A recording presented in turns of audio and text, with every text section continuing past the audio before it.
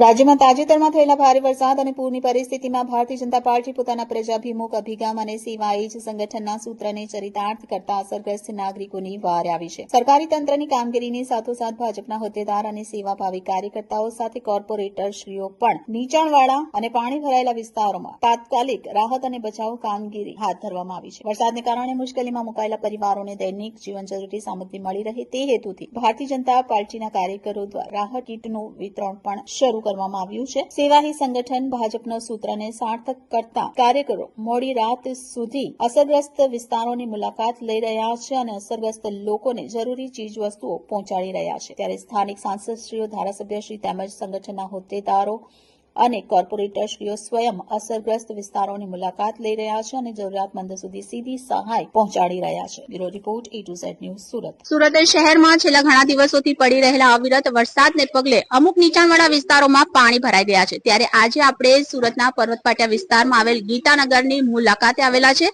જ્યાં અહીંના ward number 19 આંજણા ડુંભાલના corporator Rameshbhai પણ આપણી વચ્ચે ઉપસ્થિત છે, જેઓ દિવસ રાત અહીં લોકોની સેવા માટે ખડે પગે ઉભા છે અને ભારતીય જનતા પાર્ટીની વિચારધારાને સાથે લઈને અહીં લોકોને જરૂરી સામગ્રીઓ પણ પહોંચાડી રહ્યા છે. ત્યારે આપણી સાથે અહીં ઉપસ્થિત છે, આવો આપણે એમની સાથે વિશેષ જાણીશું. અહીંયા ગીતાનગરમાં મુલાકાતમાં આવેલા છે. અહીંયા લોકોને જરૂરિયાત વસ્તુ પૂરી પાડીએ છીએ. એસએમસી દ્વારા શિફ્ટ થવું હોય તો બી બોટની વ્યવસ્થા છે. ફૂડ પેકેટ બી વેચવામાં આવે છે. ધીરે ધીરે પાણી ઓછા થતા જાય છે. વરસાદ હવે બંધ થઈ ગયેલો છે. કદાચ 7 સુધીમાં પાણી ઉતરી બી શકે છે અને જનજીવન ધીરે ધીરે ચાલુ થશે.